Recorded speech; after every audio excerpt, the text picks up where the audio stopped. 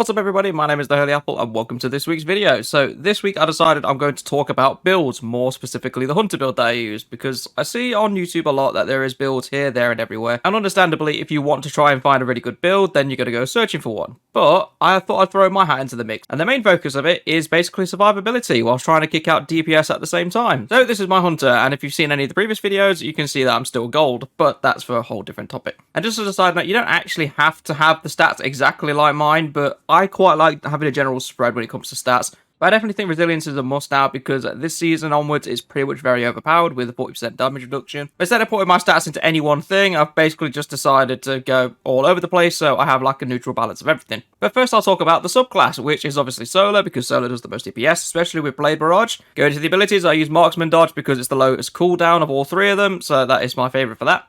Triple Dump, I'm just used to, it doesn't really matter which dump you use. Knife Trick is the melee ability that I use because I'm just a fan of throwing 3 knives at once. It allows you to hit more enemies at the same time and do technically more damage, but at the same time it also applies Radiant with the skill set I've got, which is shown in a minute, and it also scorches targets, which is an extra bonus for me. Grenades, I tend to use Thermite Grenade because I'm just a fan of the fact that it bursts forwards in a massive flaming wall kind of thing. It's really good we're dealing with that, we'll put it that way. But the aspects I use knock them down because at Blade Barrage will launch more projectiles, and at the same time, whilst Radiant final blows with your quick throwing knife will fully refund the melee energy, basically giving you kind of unlimited knives. I think it does run out after a couple of times, but it's really nice to have a constant reloading melee ability. And then for the other aspect, I use On Your Mark, but the main reason I use this is because it gives me 3 fragment slots, which is very helpful for later. And obviously having the reload and weapon handling buff is actually quite nice to have anyway, just in case you are getting precision shots on random ads. For the fragments, I use Ember of Singeing, which basically allows me to recharge my class ability quicker, so I get my dodge faster. There's also Ember of Beams, which gives me 10 intellect, and at the same time, Blade Barrage will have better acquisition. Ember of Solace, which allows me to have Radiant even longer, and then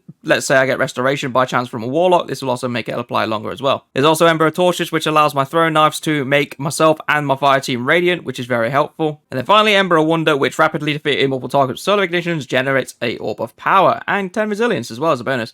So you can probably guess from that fragment alone that I'm making an Orb of Power build. Going into the mods, I'll start with the helmet. I'll obviously ignore any of the resilience mods or whatever like down here because that's completely down to you how you want to structure them. But the first mod for me is Harmonic Siphon, which will allow you to create upwards of power when you use solar weapons, which is extremely useful for this build. And then just as a bit of an added protection, there's also Kinetic Siphon, which allows me to create even more orbs of power if I'm using kinetic weapons. And for the last mod, I picked Radiant Light because I wanted the strength boost, but at the same time, if I cast my super, it'll also charge my allies with light, which is very helpful for them as well. For my gauntlets, I'm going to be honest, I don't really utilise these too much. It's basically focus and strike for both of them, just because it gives me class ability energy when I actually do damage with a melee attack, which is kind of helpful when I'm trying to get my dodge back quicker. But ultimately, I'll just swap these mods out when I need to deal with champions, when I'm running Nightfalls or things like that. And then the last mod is Powerful Friends, which teams quite nicely with Radiant Light. It gives me 20 mobility, and then it charges my teammates with light if they are not already.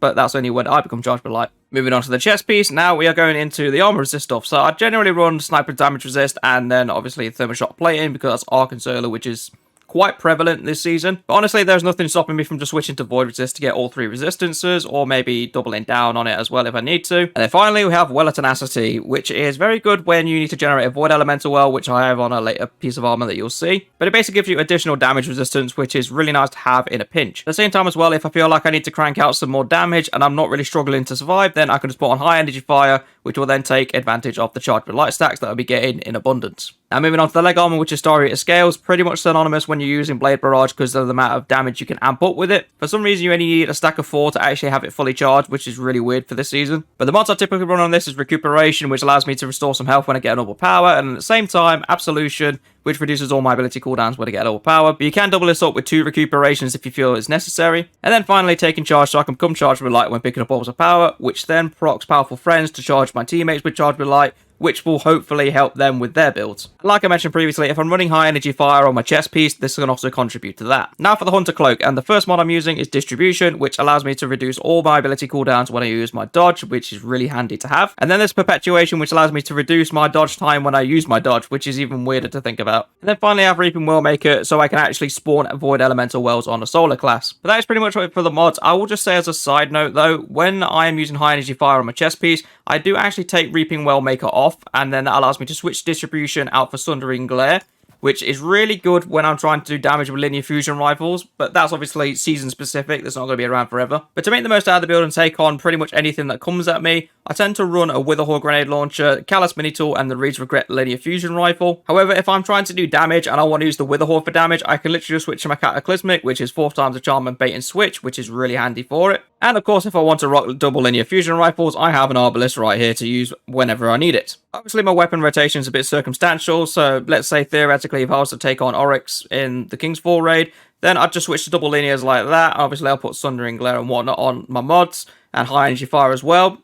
Callous mini tool I'd stay because there's loads of ads and I'd be able to generate a lot of ultra power with it. But then let's say if I go through Vow of the Disciple and I'm fighting the Caretaker, I'd actually opt to use Witherhoard because I tend to use that on my day 1 raid and it was really nice when it comes to damage.